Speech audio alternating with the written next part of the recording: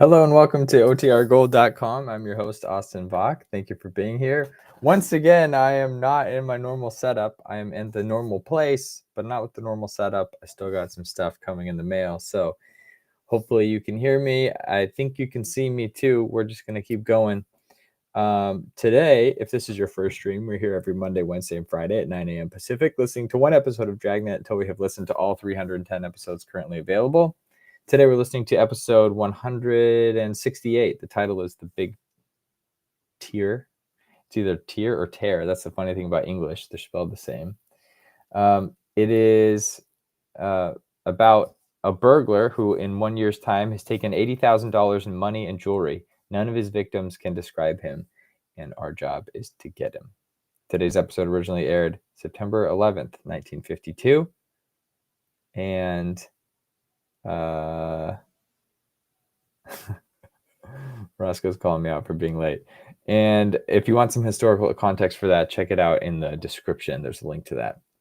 Okay, quick shout. Speaking of getting called out in chat, let's see who's in chat right now. Got to pull up my phone. It's on my phone. We got Film Noir Buff. I'm doing this by memory based off your usernames and your profile. So we got Film Noir Buff, Paul, Sam, Nell, So Over It, Mary, and Life with Roscoe. Welcome, welcome. Sam says it's tear as in rip for the right pronunciation. Okay, so he's listened to this one before. Like, I don't know. I haven't listened to it yet. So is it tear or tear? The Big Tear. Thank you, Sam, for the clarification. All right, so let me share my screen now, and we'll get today's show started. And then I will disable my video real quick, and I'll be right back.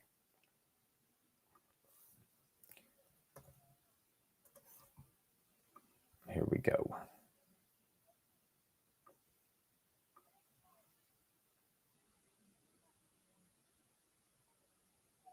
Oh, hang on, guys.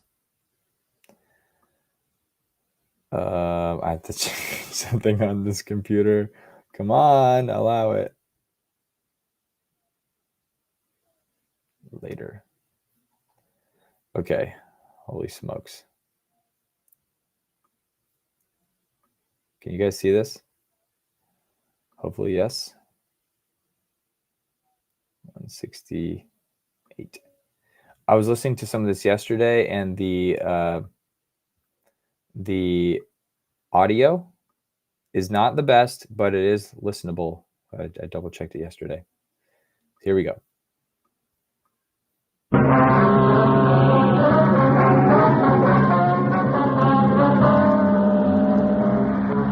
You're a detective sergeant. You're assigned to burglary detail. In a year's time, a burglar has taken approximately $80,000 in money and jewelry. None of his victims can describe him. Your job, get him.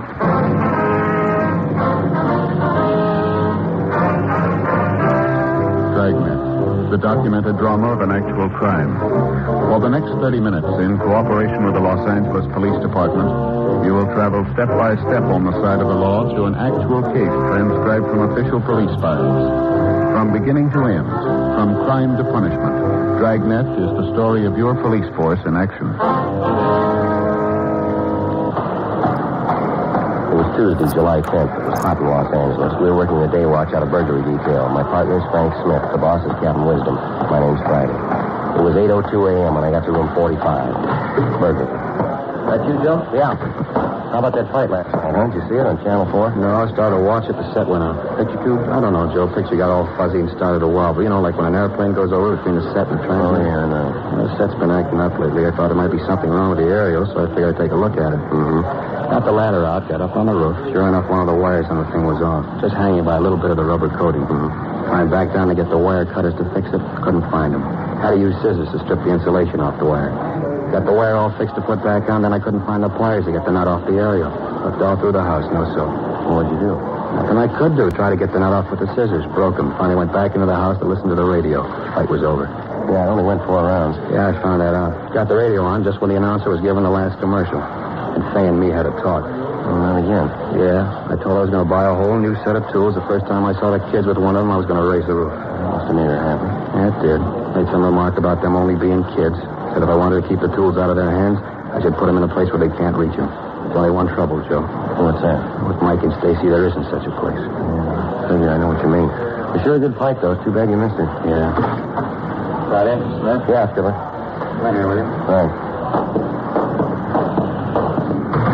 Skipper, what's up? Sit down. Just got a call from the Wilshire Division. That string of burglaries they've had out there. Mm-hmm. They can't spare the men to give this thing the time it looks like it's going to take to turn it. Yeah. So I'm putting you two on it. Here's all the crime reports on it. Looks like they've been busy. A lot of reports here. What's he pick on? Money and jewelry. Mm-hmm. Here's a celluloid strip to get into the houses. Not much unusual about that. No. According to the reports, he's been hitting around 3:30 to 6 in the afternoon. Yeah, he evidently rings the bell first to see if there's anybody in the house. And then if there isn't, he uses a celluloid to open the door. Goes through the house and then leaves by the back door. What's this bit here about the glass of milk? Well, that's the one part of his M.O. that's new. It seems every place he goes into, he has a glass of milk before he leaves. Any prints on the glass? Haven't found any yet. Seems to wipe the glass clean before he leaves. Stats office come up with anything on the M.O.? Nothing hasn't been checked out. The leads they gave us didn't go anyplace. How about the victims? Any of them ever see the guy? No, not good. A couple of them have caught glimpses of him leaving the house. Didn't realize at the time that he'd just come from their place. How about a description? Everybody that's seen him tells a different story. Some have him tall and thin, others have him short and husky. Some have him dark, others light. Anybody's guess. Oh, that makes it easy, huh?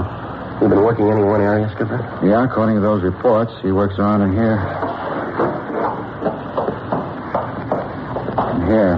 From Wilshire to Pico on the south, La Brea to Robertson on the west. A lot of areas, Skipper. Yeah. How about help? Much as you need. Metro will give you as many men as they can spare. Said you could probably count on 10 teams. Well, we should be able to patrol the area pretty well with them. You get more than one place a day? Yeah. Sometimes 3 or 4. Depends on how much time it takes them to go through a place. And he never works later than 6 o'clock. No, not that we know.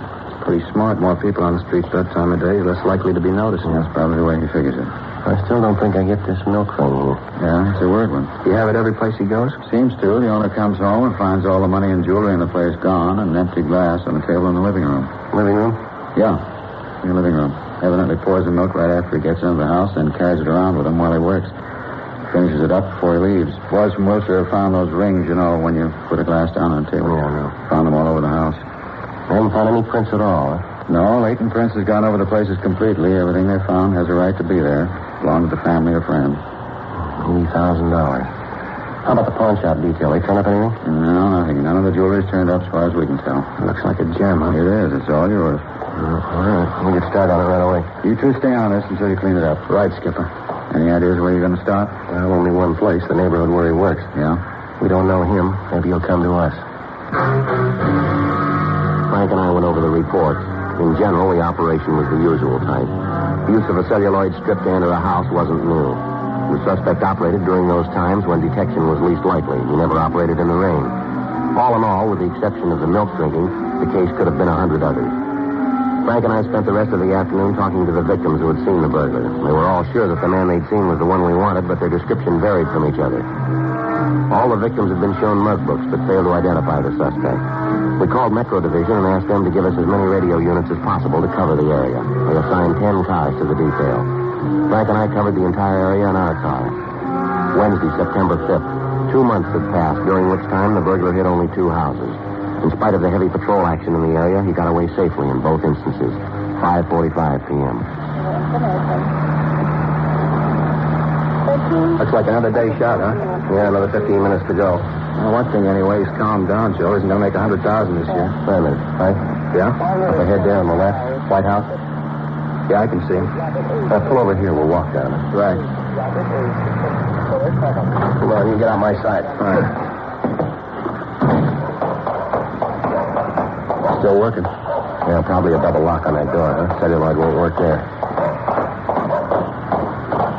Having a little trouble, mister? Huh? Looks like you're having a little trouble getting that door open. Oh, yeah, I lost the key. You police officers? Yeah, that's right. Oh, happy to know you're on the job, protecting my house and all. Sure appreciate it. Wonder if we can see your identification. I beg your pardon? Your identification? Wonder if we can see it. Well, what's the matter? Don't you believe me that I live in this house? We just like to see your ID. Nothing wrong with you showing it to us, is there? Oh, of course not.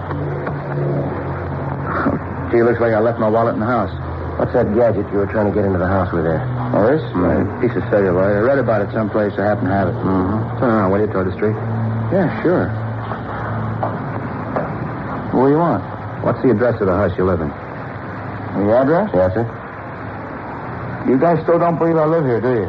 The address, what is it? 1200 block in Allendale. What's your name? Anderson. Jack Anderson. Maybe you can explain why the name of the mailbox is Radcliffe, huh? Well, yeah, sure I can explain. You see, I'm just visiting here. Summer vacation. Just out here a couple of weeks. All right, Mr. Stand still. Hey, wait, what's going on? You got no right to Stand search still. me. How about this wallet? Is it yours? Yeah. Come on, give it back now. Let's take a look here. You said your name was Anderson, is that right? Well, yeah, but I can explain that. Yeah, I hope so. It's going to be a little involved, though. Oh, what's wrong? Two things, wrong house and wrong identification.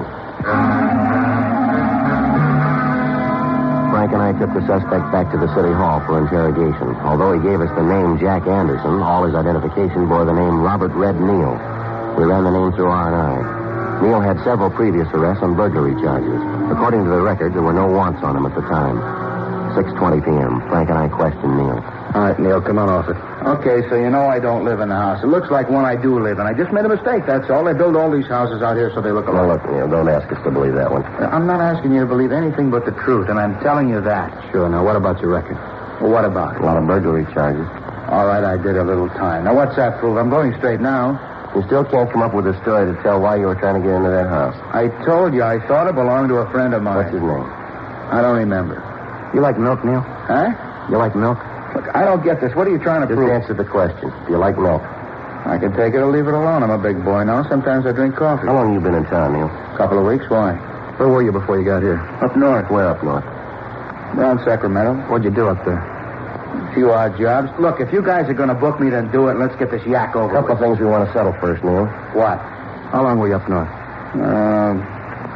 I guess it's been about 6-7 months. 7 months. You got any way of proving that? Look, why should I have to prove anything? You guys figure you got a rap you can stick me with. Okay, try it. Book me in. Look, don't press, Neal. Can you prove you're up north for the last 7 months? Yeah, it shouldn't be any trouble at all. Who do we talk to? The sheriff up there, he had me in the can. After waiting for 2 months, the one suspect we were able to turn had an alibi that we couldn't shake. Frank and I went back to rolling stakeout.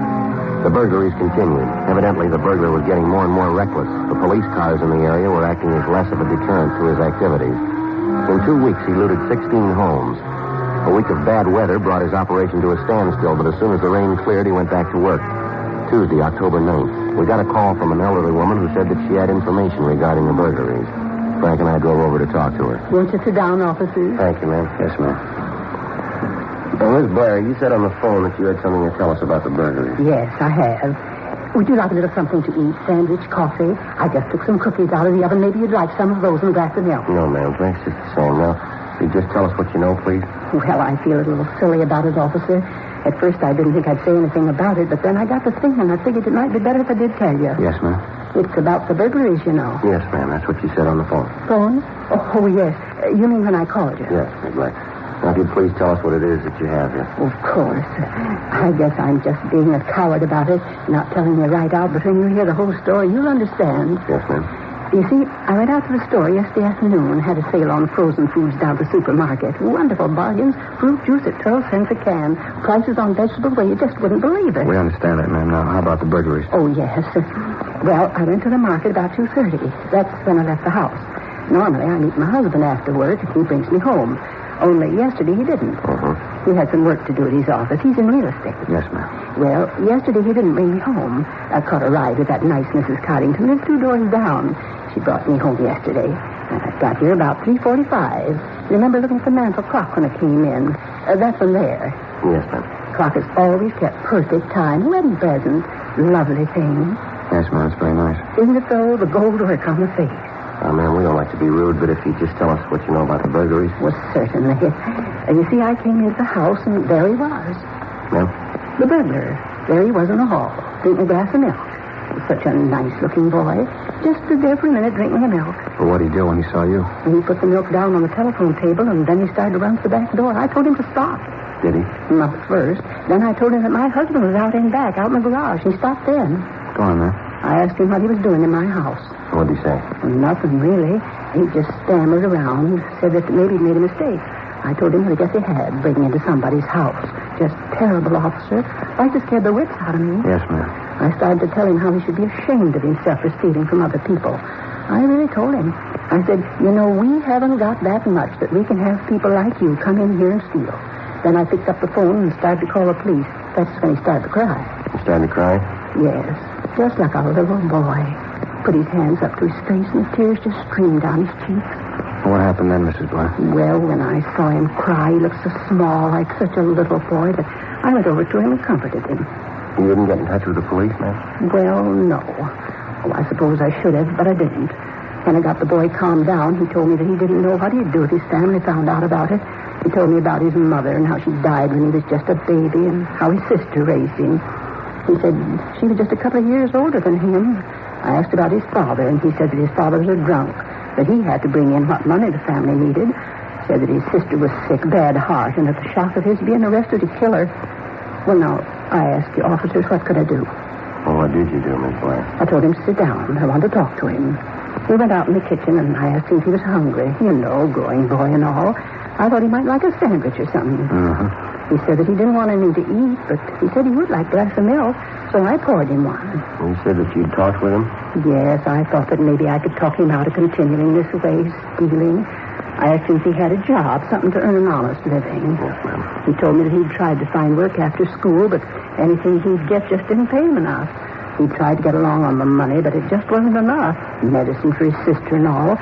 Then there was his father, horrible man. So what did he say about his father? Oh, he told me all about him, how he drinks and causes trouble, spends what little money they have on liquor.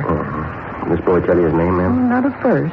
He said he didn't want me to turn him in. I told him that I wouldn't, and then he said he was Bob Allison. He tell you where he lived? Not exactly.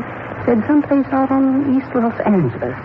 I got the idea that he wasn't too proud of his home. Can't say that I blame him. How about a description, ma'am? What he looked like? Well, now let me think. Well, I'd say he was young, about 17, maybe 18.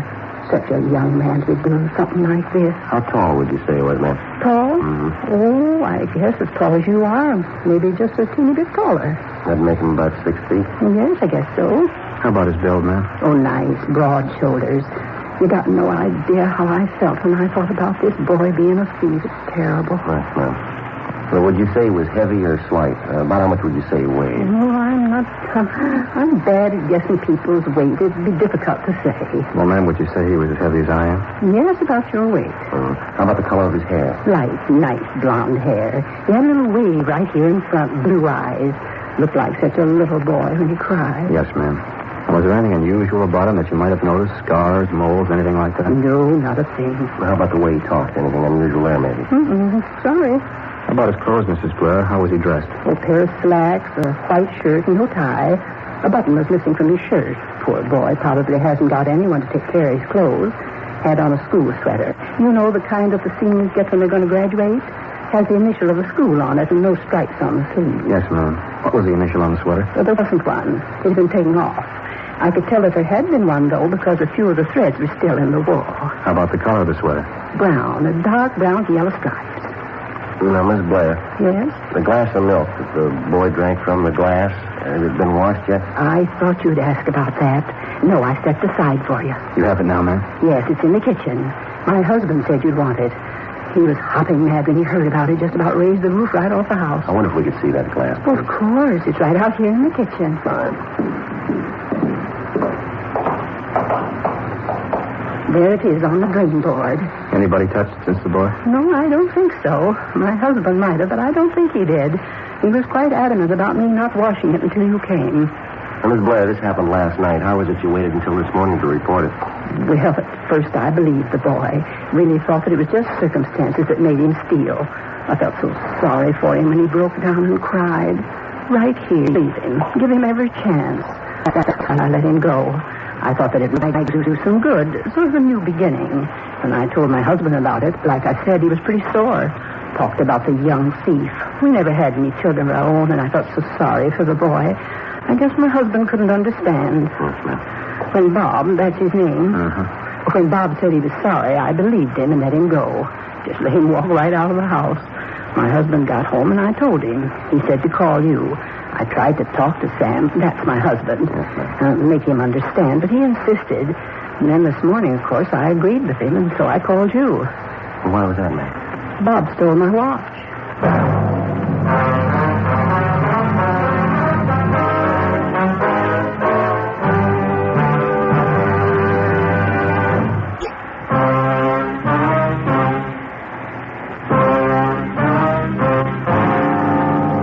6:45 a.m. Frank and I went back to the office. We ran the name Bob and Robert Allison through R&I. There was no record on anyone answering his description.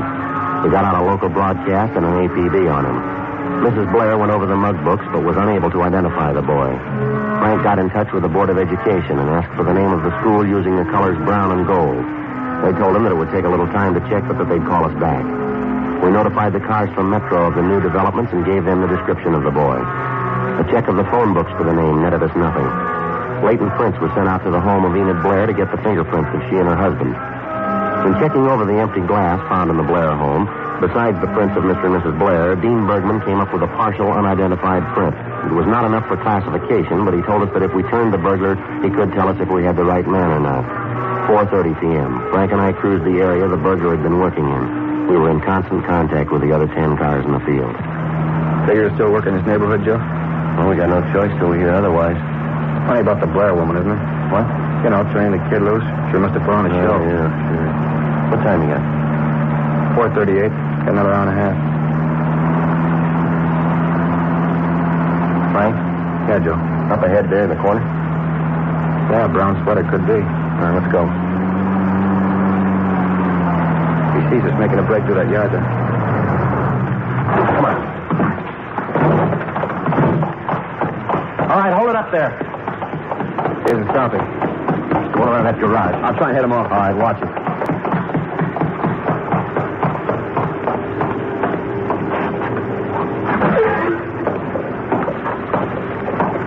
Joe, you see him? No, we missed him someplace. Gotta get back to the car. Right.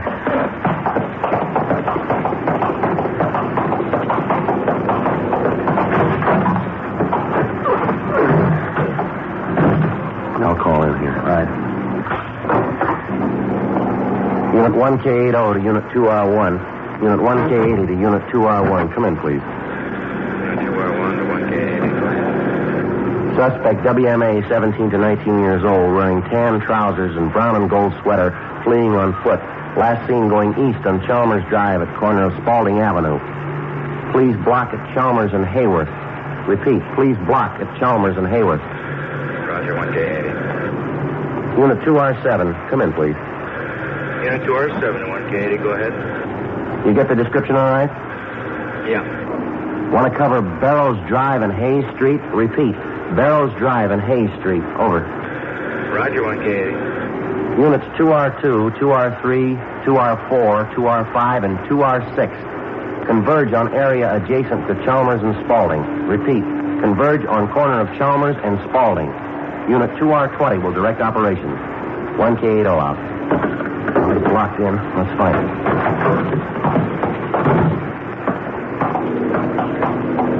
We knew the suspect was in the blockaded area. With the units from Metro Division blocking the street, there was no escape for him. Frank and I walked down Spalding Avenue. Down the street, we could see Unit 2R20 getting into position. Sergeant Masters was directing the operations from there. The search went on. 6:40 p.m. We still hadn't found him. At each house, we notified the people to be on the lookout for the suspect. In the event they saw him, they were instructed to call police headquarters. They, in turn, would contact Sergeant Masters and appropriate action could be taken. 7:10 p.m. We just about covered the entire area. What do you figure, Joe? Yeah, I could have gotten out. He's got to be in here someplace. 2 more blocks to go, not much cover. Figure that he hasn't been sitting still. He's probably been moving, too. Yeah. How about that garage back there? Check it. Big place, Joe. Looks like a workshop. Yeah.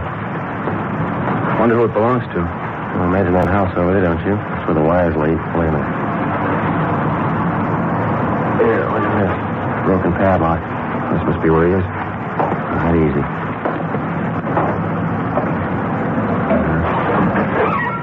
All right, young fella, come on out. What do you think? Well, there's no other door. Come on. All right, come on, boy. Give it up. We know you're in here. How about the lights, Joe? Yeah, I got him. Bigger inside than it looks. Dozen places he could be hiding. Yeah, you want to check over there, back of those legs? I'll take this side. Right. Don't send him over here. How about you? No. How about that balcony up there? The wooden paint cans, see up there? Yeah. Somebody could hide up there. All right, I'll take a look. Take it easy, Joe. Yeah. All All right, give it up, fella. You got no place to go. Watch it, Joe. Those paint hits. Let me go. Frank. Yeah, Joe, I got it. Get away. Get away. All right, watch it, Frank. I see. Ow! All right, come here, you.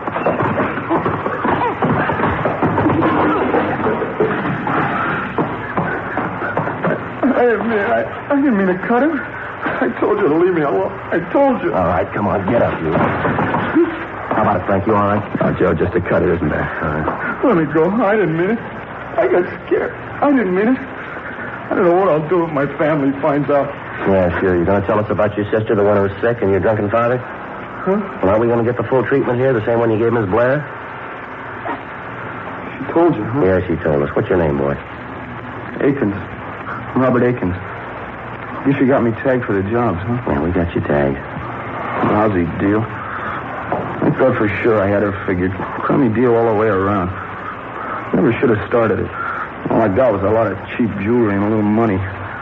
What do you mean, cheap jewelry? Our reports show you got a little better than 80,000. 80,000? That's a laugh. A lot of costume junk, little money. 80,000. Somebody's been giving you a snow job. What I didn't throw away, I still got. Cheap costume junk, that's all. All right, Akins, let's go. Yeah. Should have known not to trust that Blair woman. Should have known. I was caught before, a couple of times. All right. Yeah, a couple of times. They let me go. Started to cry. Gave them that story about my sister. They let me go. It was the crying that really did it, though. As soon as I started to boil, they turned me loose. Good gimmick, huh, crying? Yeah, sure. Don't try it on the jury. It won't work.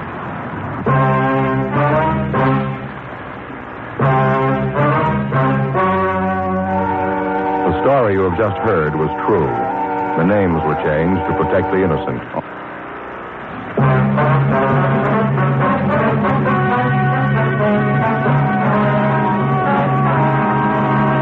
Robert Charles Aiken was filed on and found guilty of 12 counts of second-degree burglary. He was released to the Youth Authority for parolement and possible rehabilitation.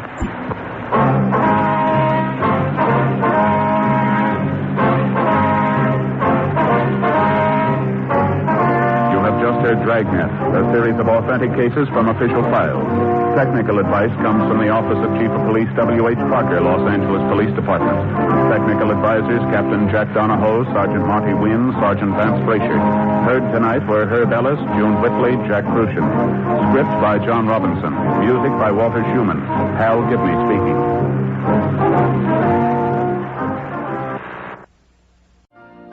You've been listening to the OTR Gold Network.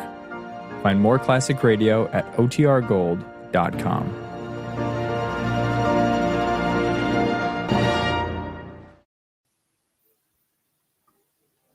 All right, I hope everybody enjoyed that episode. I listened to it last night. It was a good one. That lady, man, she just had a heart of gold. I just feel bad for someone took advantage of it. But the guy got what was coming to him anyway in the end, so it all worked out. I wanted to remind everybody, if you haven't subscribed already, to go subscribe, because once we to the old time radio. Why does it keep disappearing? This one. Subscribe to the old time radio OTR Gold channel. If you're watching this on the old time radio archive channel, that's my old one.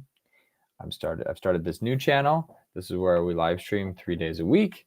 And also, once we hit 8,000 subscribers, I'm going to be giving away one of these vintage style Bluetooth radios. If you're a longtime viewer, you know what these are. We've given away several in the past, but it's whenever I double the amount of subscribers. The last one was at 4,000. Now need to get to 8,000, and the last one will go at 16,000. And with your help, we can make that go quickly. So if you haven't subscribed yet and you enjoy old time radio, go subscribe. And then when we hit that milestone, I'll give away one of these. Either this forest green or this. They look great. And they connect to your phone, so you can stream all your old time radio. What else do I got to say? Oh, this week we have another stream on Wednesday at 9 a.m. and one on Friday at 9 a.m. But then Friday is 4th of July, so happy to everybody. Happy 4th of July to everyone.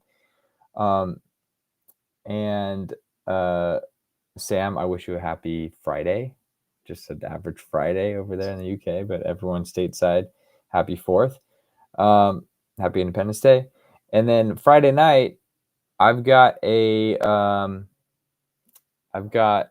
classic movie night. That's the first Friday of the night. That's what we do around here. So if you want to watch that classic movie, I don't know what it is yet, but I'll get something ready. It's always been a film noir. So go to the Old Time Radio, go to OTR Gold YouTube channel and subscribe there so you're notified when we go live on that movie night. Cool. And Film Noir Buff, one of the winners of the earlier one, is listening to us right now through this, which is pretty sweet. So they're fun.